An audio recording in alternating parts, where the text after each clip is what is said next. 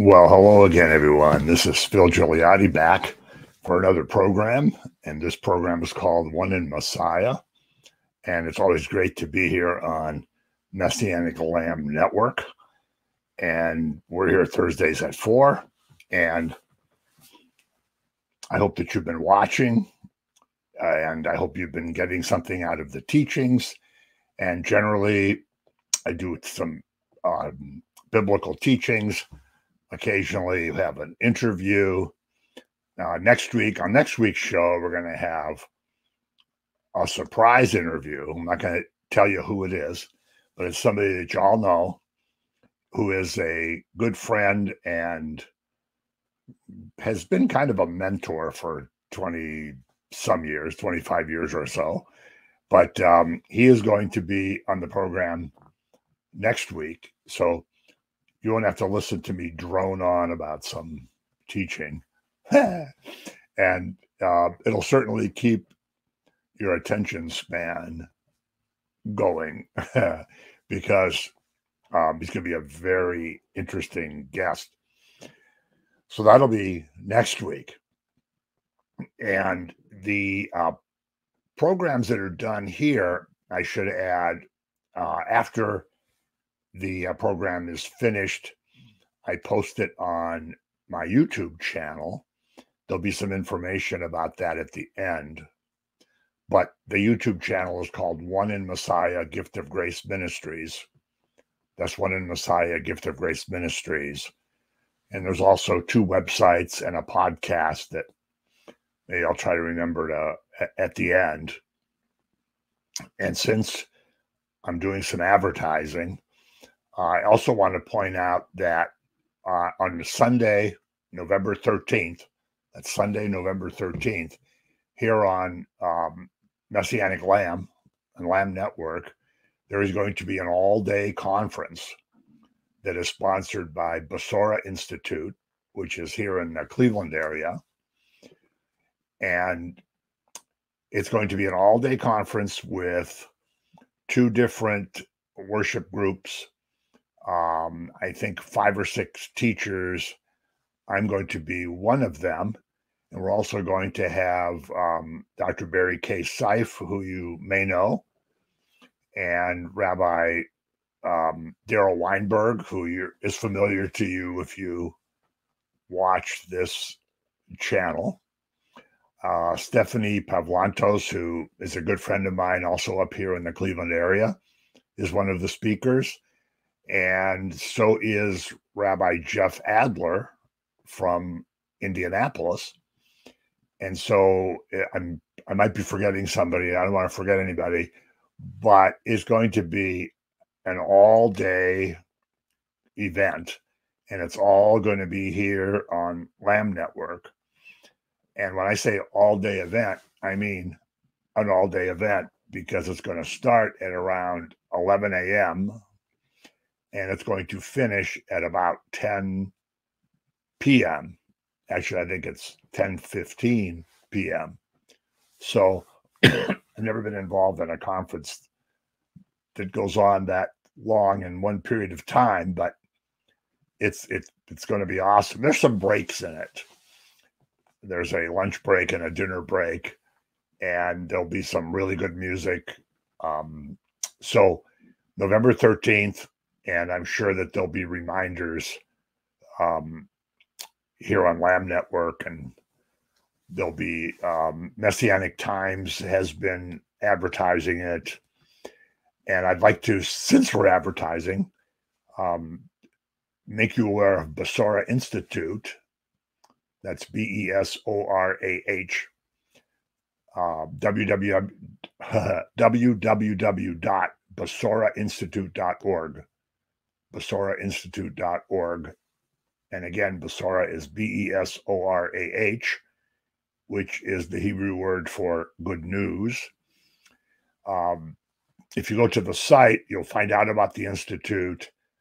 Debbie and Phil Bird run it, and they offer courses, seminars, conferences, and you can check out what's being offered. You can take courses that have already been offered, and you can kind of watch them on video. And there's always courses that are going kind of on, real time. But I would strongly recommend that you go onto the site and see what they have to offer. So we have a lot of stuff here in the Cleveland area. And of course, One in Messiah is here as well. And if you live in the Cleveland area, we meet in person.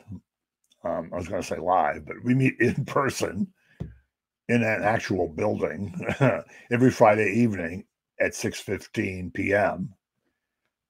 And we meet at 709 Brook Park Road in Brooklyn Heights, which is Calvary Chapel of Cleveland Church.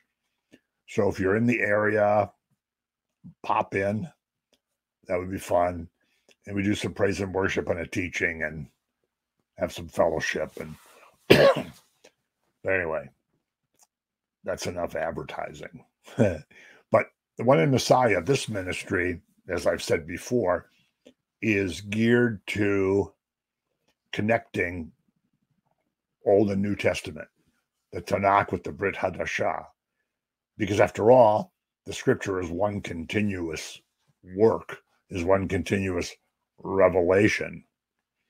I don't remember who said it, but a few months ago, I heard a teacher say that the thing that he objects to in everyone's Bible is that there's a blank sheet of paper, a blank page between the Old Testament and New Testament, giving the idea that one thing is over and another thing is starting, which in some sense is true, but in a very real sense is not true because it is one continuous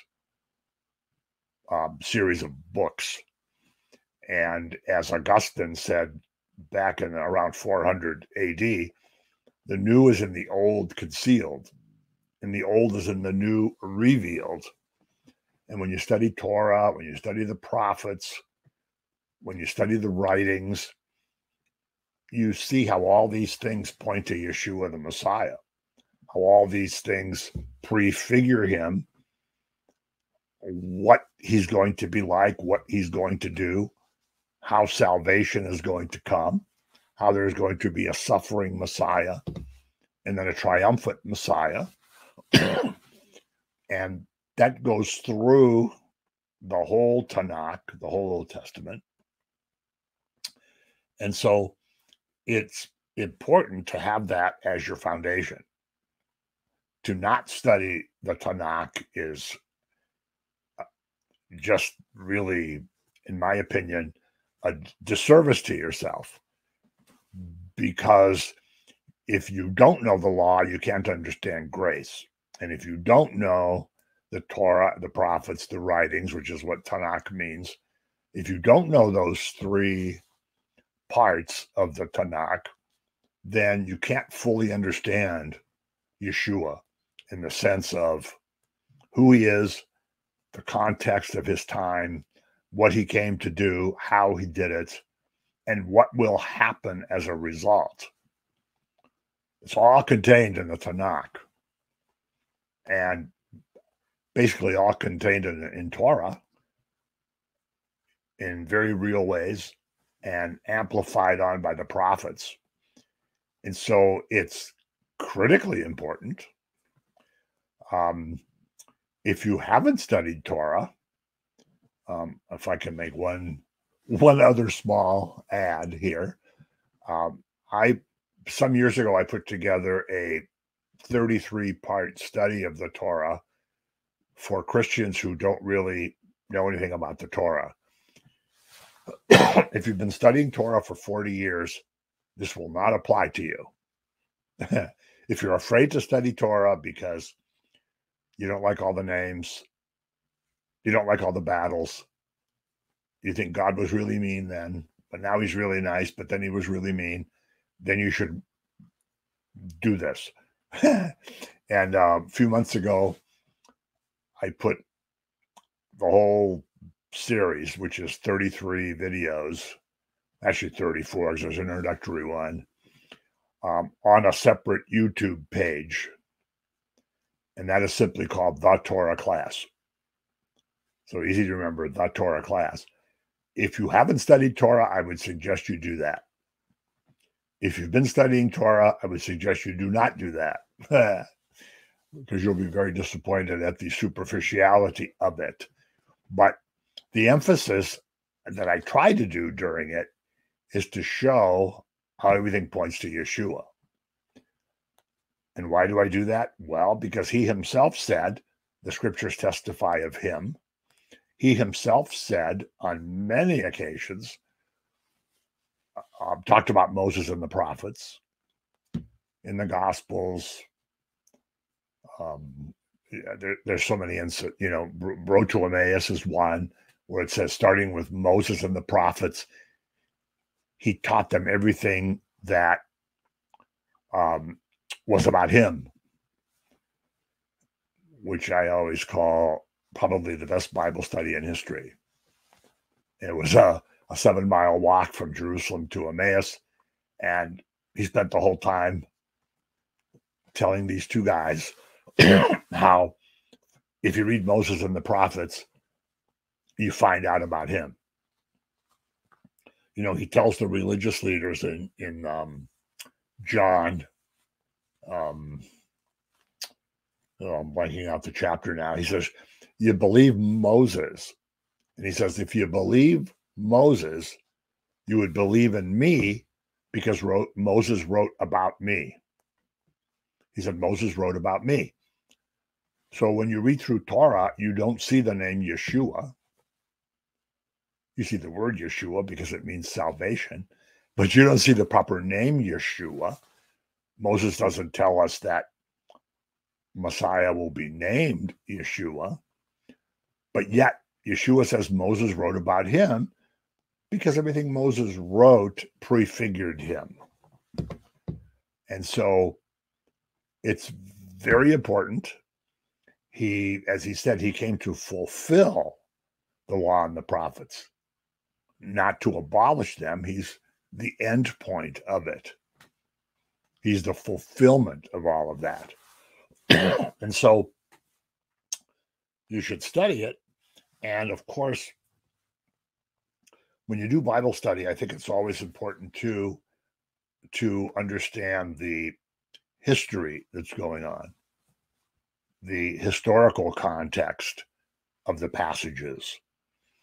And it's important to understand the culture that all these people lived in. It's important to understand how that would have affected what they said, how they thought, how they acted. And it's also very important to understand that Yeshua actually lived as a man in that culture with its customs, its traditions, its way of life, and so forth. And he lived in it, fit into it, lived his life in it. And the whole Bible is a book about Middle Easterners. It applies to everyone, obviously, as we're going to see in a minute, if I ever get to the passage we're going to talk about. It applies to everyone at every time. Also in our in the Cleveland area here, we have Alistair Begg that you might know at Parkside Church. And Alistair Begg is an amazing Bible teacher. And I always love when he says, you may pick up the Bible someday and start examining it, but then after you read for a while, you realize that it is examining you, that you're not examining it, because it's a living, breathing word, as Paul tells us in 2 Timothy 3:16. God, the Holy Spirit, breathes out the word. So it is, in fact, alive. So all that being said, it's important to know the historical context, and we're going to talk about that a little bit, and we're going to see how something that happened probably at least 2,500 years ago, actually a little more than that. We don't have good data on that, so to speak, good historical data on exactly what years they were, but something that happened at least 25, well, it has to be more than that, at least 2,700 years ago in the northern part of Israel applies to us today. And because that's the case, the teaching is called Confronting the World Religion. We'll get to what world religion means in a minute. But you can see the world we live in today, there is definitely a world religion. There is definitely a world belief, a world culture, a world way of doing things that does not include God's law, no longer includes the Judeo-Christian morality, certainly does not include Yeshua, Jesus, and basically is completely unconcerned about what the consequences of that will be.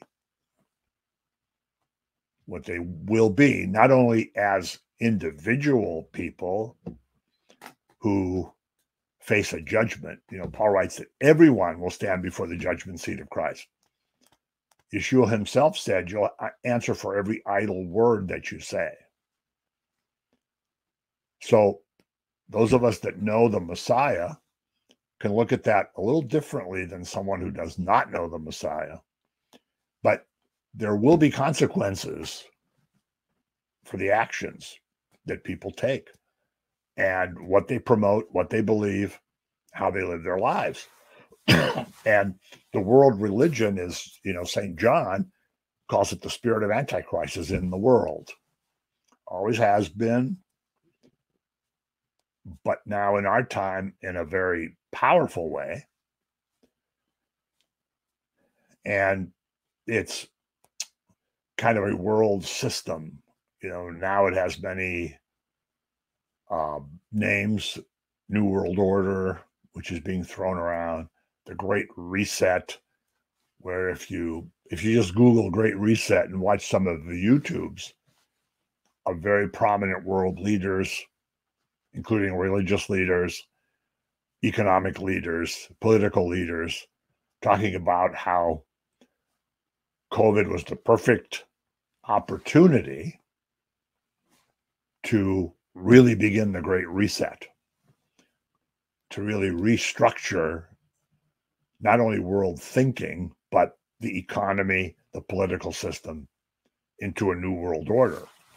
And those of us that know the scripture know where that's heading. So how does this apply to what happened a long, long time ago? Well, we're going to go to the book of 1 Kings, chapter 18.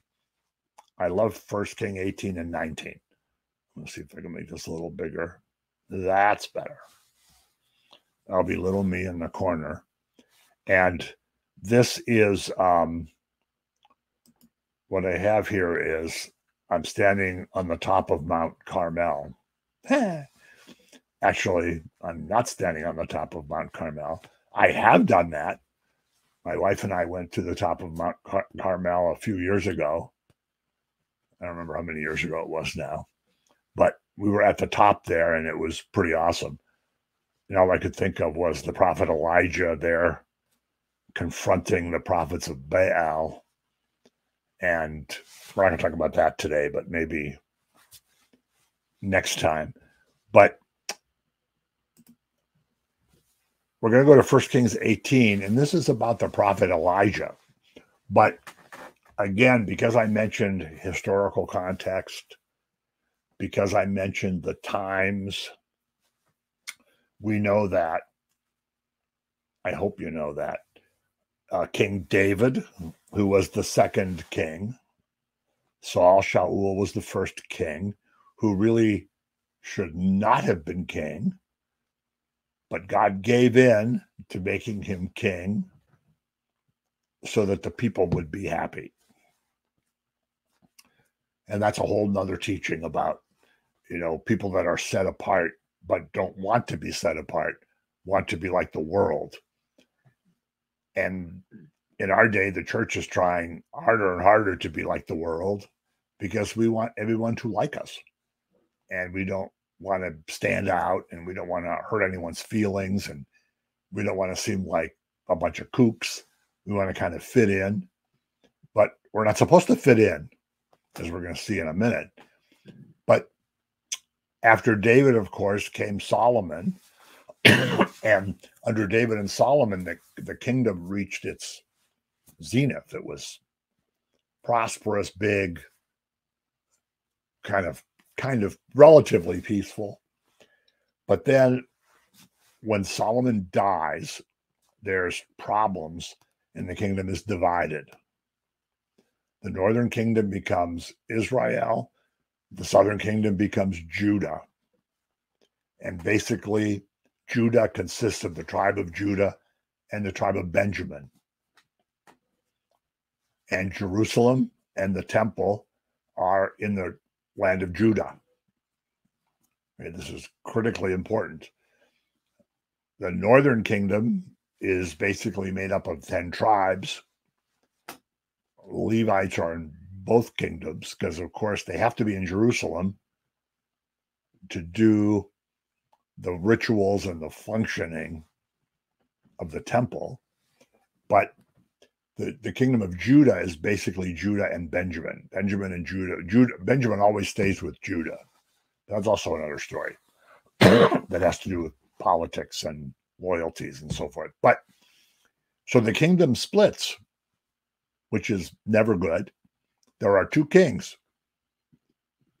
One, the king of Judah, is definitely from the line of Solomon and David. The king of Israel is not from that line, but kind of claims to be, claims that he has the legitimate political power to be king. So what happens? The temple is in Jerusalem.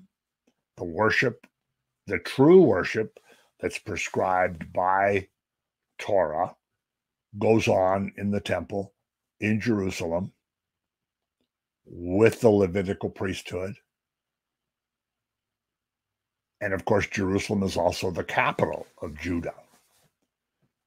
In fact, in 1948, when the state of Israel was proclaimed, before it was actually proclaimed, there was a lot of support for naming the new state Judah instead of Israel. But then the leaders thought that would be confusing. People wouldn't feel included. So happily, it was named Israel instead of Judah. But in the land of Judah, in Jerusalem, you had the true worship that went on.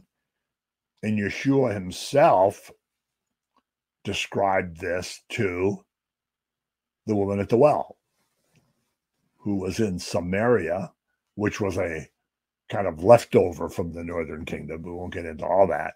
But suffice it to say, each of the kingdoms had their own kings. And if you read through the books of the Kings and the Chronicles, you'll see what a mess it was, because it lists king after king, and it's kind of mind-numbing to read it all. And even though I emphasize studying the Old Testament, I can think of much better things to do than trying to memorize the names of all the kings in order in both kingdoms. It's best to memorize the good ones. And we're going to meet a guy today named Ahab, who definitely was not one of the good ones. The northern kingdom wanted to make its independence known from the southern kingdom. And so they tried to discourage people from going to Jerusalem, started to have their own systems of worship, started to change the priesthood, started changing things in Torah observance. And inevitably, idolatry crept in. And Ahab was one of the, preeminent bad guys, if you want to put it that way. He was king in the north, and he married Jezebel, who, of course, you're probably familiar as, kind of a word in our language. We say somebody's a Jezebel. And in theological circles, we say there's a Jezebel spirit, which is a very real thing, I might add. But Jezebel was a pagan woman. And of course, an Israelite had no business marrying a pagan woman, because when the people were in the wilderness, God clearly told them that they should have nothing to do with the other people that they would encounter, not only in the wilderness, but in the land. They shouldn't do business with them. They shouldn't have friendships with them. They shouldn't have connections with them. And they should not marry them, or they would be contaminated. And so King Ahab marries Jezebel, who was, well, predominantly a Baal worshiper. Baal, as you know, B-A-A-L, sometimes called Baal. Baal was one of the preeminent deities in that whole area, in the land of Canaan, before the people came back. The lands that surrounded Israel after it was established. And so Jezebel was one of the Baal worshipers. And this is why in chapter 19, you have the famous confrontation on Mount Carmel, right about the place where I'm standing. I wish I was there, but I'm not. It's making me homesick, though, thinking about it. And homesick, of course, is in quotes, because I live in Ohio. But I've been to Israel many times and love just being there, so it makes me homesick. But again, that's another story. So this is why on Mount Carmel, there's this confrontation between the prophet Elijah, who's a strong prophet, strong man of God, Eliyahu, whose name means Yahweh is my God, and the 450 prophets of Baal. And when a great miracle happens, and the prophets of Baal are defeated, humiliated, and all get their throats cut that day, it was quite a scene. But that's the following chapter. Of course, they didn't have chapters. But in chapter 18, actually through 17 and 18, we get the idea. We're not going to put all the scripture up. But Ahab marries Jezebel, who then, of course, influences him with Baal worship. And he actually builds temples and altars to Baal in the northern kingdom, in Israel. So a temple's built to worship Baal. Ahab himself builds an altar there and has a wooden image made of Baal to put in the temple. And because an image was made, a carved wooden image was made of a false god, through Elijah, God says it won't rain there for 7 years. Elijah will have the power to stop the rain and then start it again. So Elijah is branded as a troublemaker. We're going to see in a minute what happens with that. He is branded as a troublemaker because he confronts this. He confronts this world religion, so to speak, this climate of what's going on there. So let's look at 1 Kings chapter 18, starting in verse 1. And it came to pass after many days that the word of the Lord came to Elijah in the 3rd year, saying, Go, present yourself to Ahab, and I will send rain on the earth. So God tells him to go and present himself to the king. He's going to have a face-off with the king. He's going to confront the king face to face. Don't you wish the church had that boldness today. The prophet of God went to confront the guy who had built the image, built the altar, built the temple in the land to a false god, had violated the law at every level, and marrying the pagan woman was bad enough, but then allowed worship of a pagan god in the land. So the king brings in this false worship because of who he was married to. And this, of course, spread through the land because, as God told the people in the wilderness, if you put yourself in that position, you will be contaminated. If you remember, I don't remember the reference. It's in the book of Numbers. I don't remember the chapter. Or an Israelite man gets involved with a Moabite woman, and they come to the sanctuary. And because this Israelite man brought a pagan woman to the sanctuary, a plague broke out, and thousands of people died. It was serious business. And then both of them were put to death, and the plague stopped. So this Baal worship spread through the land. And because of that, the men who were true prophets were either killed or they went into hiding. And there were 100, I think 100. I'm not going to look all that up. But yes, Obadiah had taken 100 prophets and hidden them, 50 to a cave, and fed them with bread and water. So the true prophets of God had to go into hiding. They hid in caves. And Obadiah, who was a faithful guy, took care of hiding them, feeding them, and so forth. So the true prophets were cut off. The true believers were in hiding. You know, we live in a world now where those of us that are believers are a remnant that are left. If you don't want to give into the world system, you're a remnant. You know, in our time, we'd say, well, we're being canceled, but that's the least of it. Soon we probably will be in hiding, maybe literally, but we're not going to be able to be in the public square preaching the gospel, which is the equivalent of what was happening here.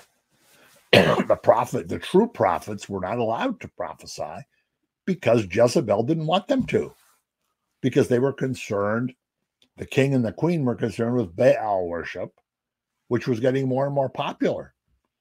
So the true prophets had to be hidden or they would be killed. And many of them were killed. So the passage says after many days. So this judgment, this had been allowed to go on for a while. You know, just like in our time, what we're seeing is allowed to go on for a while. You know, we all, of course, we all can look back, those of us that are, anybody who's above the age of about 50 can look back to see how things were different compared to what they are now, because a certain amount of time is allowed to go by. COVID was a time of actually, it was a time of grace because it gave people a warning that they should examine their lives. If you took advantage of that and prayed and reflected and studied scripture and, you know, spoke with other believers, it was a time of grace. If you just worried about the virus and worried about all the associated things, it wasn't a time of grace. But everything's allowed to go on for a while. And then God calls Elijah to confront it. And he goes right to the source. Right to the source. We have a church today that's afraid to say anything, afraid to even voice an objection. Because after all, we don't want people to think we're different. We want to fit in. We want to be normal. We don't want people to think that we're kooks. And of course, Elijah's called to go at the right time because everything happens at an appointed time. Everything happens at an appointed time. We know we talked a few weeks ago about the feasts of God, the feasts of Israel, the feasts of the Lord being called the Moedim, which means the appointed times. Everything is done at an appointed time. The scriptures talk about Yeshua being born at the appointed time. So at just the right time, Elijah's called to go. And Elijah said, as the Lord of hosts lives, before whom I stand, I will surely present myself to him today. So he obeys. He's going to present himself to this king, Ahab. Now, keep in mind the context of what I just mentioned. Not only is Baal worship going on, but true prophets, true believers have been killed or they're in hiding. This is kind of a scenario of the spirit of Antichrist if we look at it in New Testament terms. Ahab / Jezebel basically represent antichrists in New Testament terms. Anti-messiahs and, anti the law of God, whatever, I don't know what a good Old Testament term would be. But Elijah boldly goes to present himself to the king, knowing that he could be killed. We'll see in the next chapter that he has to run away, but that's another story. We'll get to that some other week. Not next week, because we're going to have an awesome interview next week. So he obeys. He takes an ultimate oath. You see, an ultimate oath. As the Lord of hosts lives, I'm going to do it. In other words, it's kind of the concept of I swear to God I'm going to do this. Yeshua said you have to be very careful when you say things like that. He said, don't take an oath at all. Just let your yes be yes and your no be no. Because once you include God in the picture, you're treading on different ground. Because then the slightest problem with what you say reflects on the holiness of God, reflects on the holiness of his name. So here he's called Lord, all capitalized, which is Yahweh. And he's the Lord of hosts. This is one of the times in the Tanakh where the term Lord of hosts is used. Adonai Elohim Sabaoth. And so he swears that he's going to do this. He's determined. And he says, I represent the ultimate authority. I stand in his presence. Not some king, not some other political leader, the ultimate authority. And Elijah's willing to carry the message. He gets the command. He carries the message. He's willing to do that. The word hineni, here I am, send me. Here I am, I'm available. What do you want me to do? You want me to go present myself to the king? I'll do that. He's willing to do it. And actually swears an oath, in a sense, that he's willing to do it. And because he represents the ultimate authority, so to speak, he becomes the ambassador. Now that should take your mind immediately to 2 Corinthians chapter 5, around verse 18, 19, 20, where Paul says we're ambassadors for Christ. We represent Messiah in the world. We're his ambassadors. Maybe we'll do some teaching on ambassadors, because it's a very, very important concept. An ambassador of a country goes to another country to give the message that their government has. They don't give their own message, their own thoughts, their own opinions. They bring a message from the government that they represent. Here, Elijah comes as an ambassador to Ahab and says, I have a word from God for you. It's not my word. It's not my opinion. I don't like you and Jezebel, but I'm not here because of that. I'm here because the true God, the living God, the God of hosts, sent me, told me to come to you. And I was willing to do it because this is very important. So he goes before Ahab. And I love this part. Now, Ahab doesn't just strike him dead.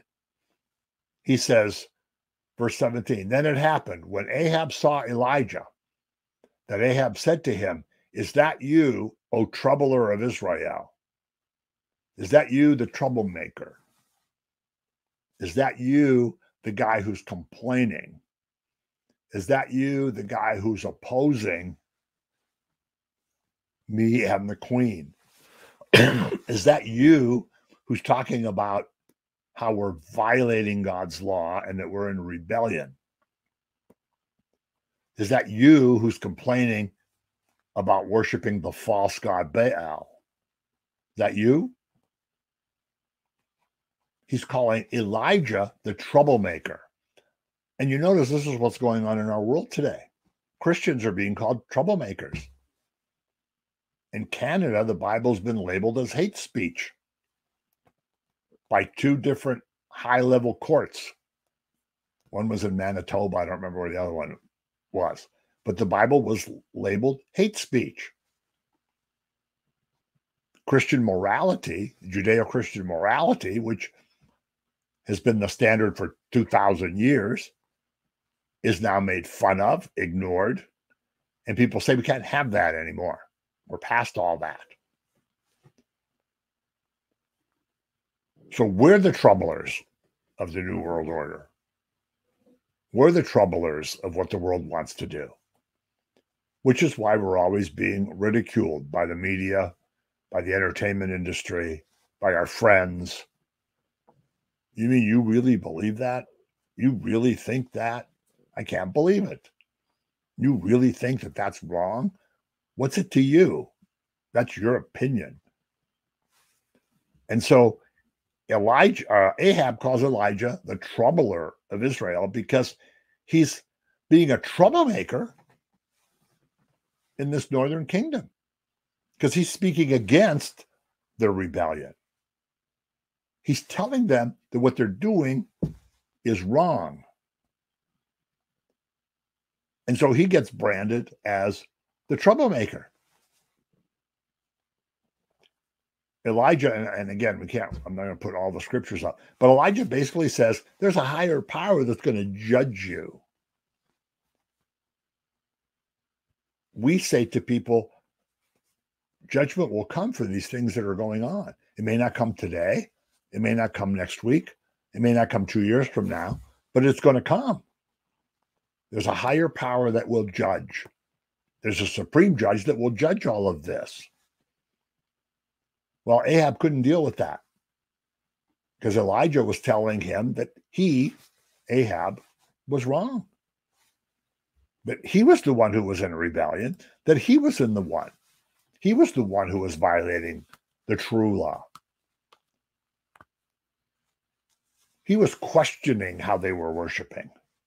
He was questioning what they worshiped, who they worshiped. And he was telling Ahab, you can't have gods, little g. We can't have gods of convenience that we have now. We have gods of convenience. We want our life to be comfortable. We don't want to stand out in a crowd. We have idols that have nothing to do with little statues, but they are idols nonetheless. And you can think about that for a while.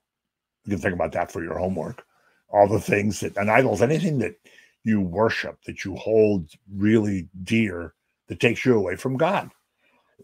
All that is an idol. And Elijah's talking about that old stuff.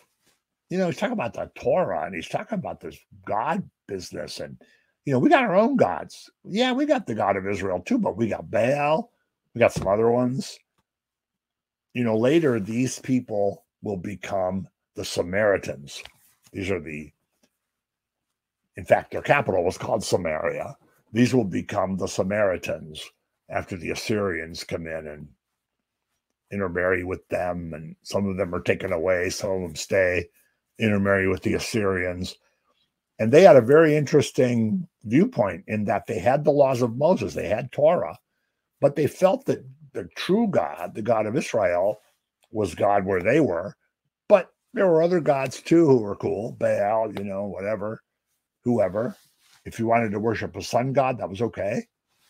Those people over there have their own God, we have our own God. So why can't we just all get along? It's kind of like the world we live in today. But here's Elijah talking about this old stuff. And Ahab's telling him, thinking, we don't have all the whole conversation, but nobody thinks about that stuff anymore. Nobody thinks like that anymore.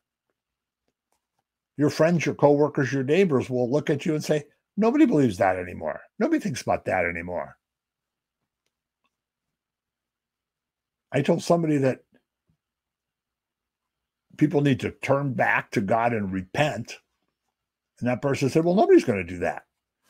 I said, exactly. Of course, not nobody, but few people are going to do that. So this is the confrontation. Ahab is telling Elijah, nobody thinks like that anymore. You're old fashioned, man. You better get over that. We have our freedom. We'll decide what's true. There's new ways of thinking about things now. We don't have to think like they did before. We don't have to do all that Moses stuff. We don't have to do all that Jesus stuff now in our time. We can be masters of our own destiny. We need to be free of all that. We don't really, we don't want to be bound down by all of that. We don't want to be kind of, beholden to all that. We want to be masters of our own fate. We want to take our own ideas, and what we believe to be right is what we want to be right.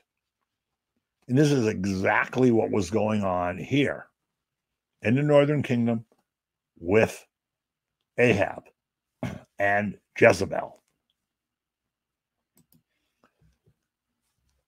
Now, verse 18, Elijah answers, and he answered, I have not troubled Israel, but you and your father's house have, in that you have forsaken the commandments of the Lord and have followed the Baals. In other words, you think I'm a troublemaker? You guys are the troublemaker. You've forsaken the law of God. You've forsaken the commandments.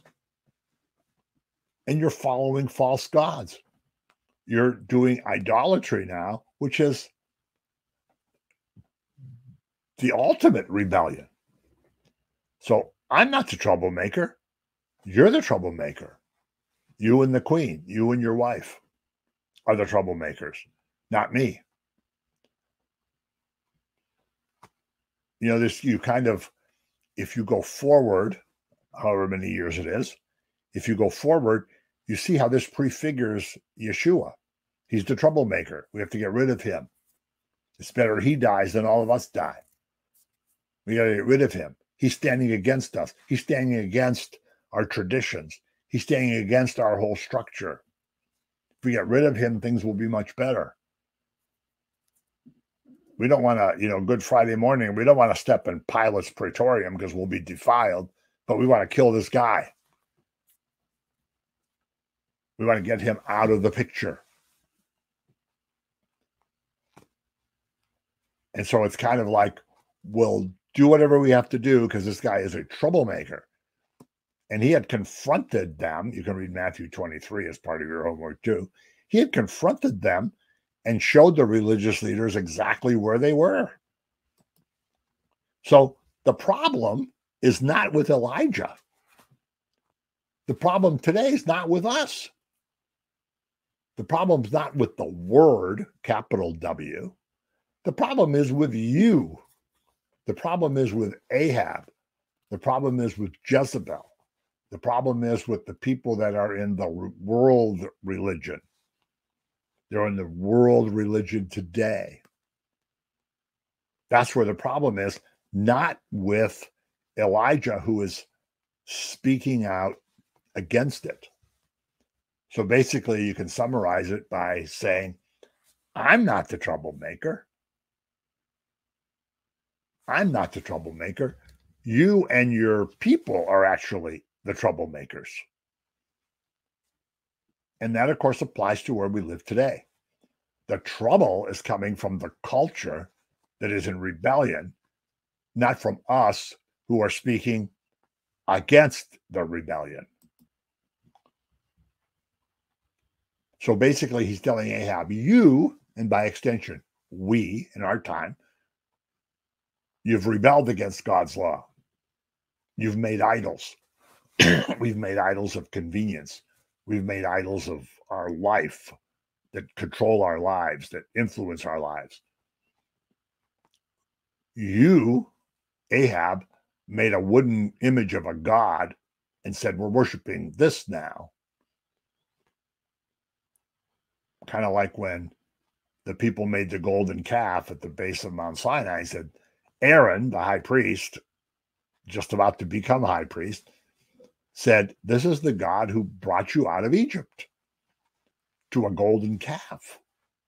Here, Ahab has decided, we're worshiping Baal. Here's the image I've had made, that I have had made of him and put in this temple that I allowed to be constructed on this altar that I actually constructed myself. We've made gods in our own image in our time today. Because after all, when you think about it, when you make a god in your own image, he's easy to control. You don't have to listen to a whole bunch of laws. You don't have to listen to a whole bunch of commandments and directives. When you make your own God, you can make them think how you think. You say, well, the God I believe in. You've probably heard people at work and in your neighborhood say, well, the God I believe in would never do that. So the trouble's being made then and now by people who are under judgment, not by the people who are following the word. It's the scandal that's condoned by the authorities, whether it's Ahab promoting Baal worship or the horrible sins that are being promoted today. And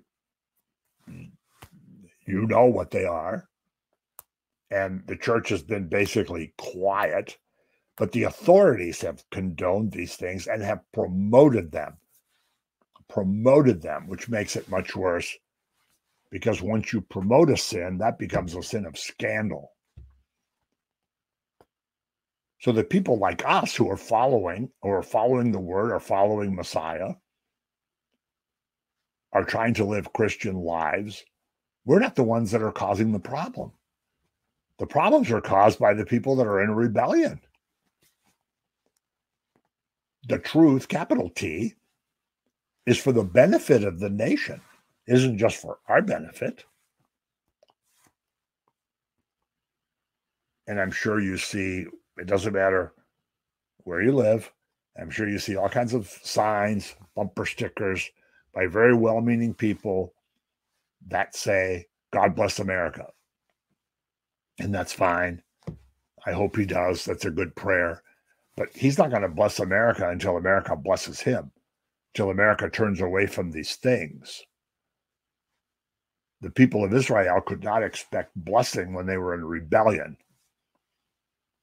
Because of idolatry, the northern kingdom was destroyed. Then later, the southern kingdom was destroyed. Because the right relationship, so to speak, with God is what's important. And when you're in that relationship, then there's blessing. When you're not in that relationship, then there's punishment. And so Elijah's trying to tell this to Ahab. And we're in a position now where we have to say this to the culture around us. So the prophet, in this case Elijah, in our time us, is showing what the problem is, giving a warning. We have to show what the problem is and give a warning. He shows them where they've gone wrong and tells them what's coming,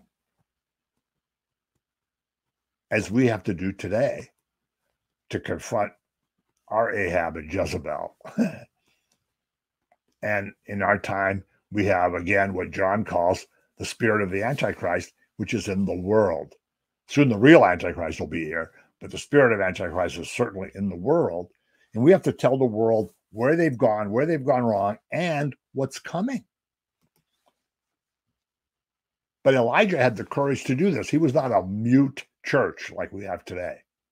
Mute church, afraid to say anything, afraid to offend people, afraid of what might happen if we say something, afraid of what our people's opinions of us are going to be, afraid of any number of things. Elijah was not a mute church. He had the boldness to proclaim it.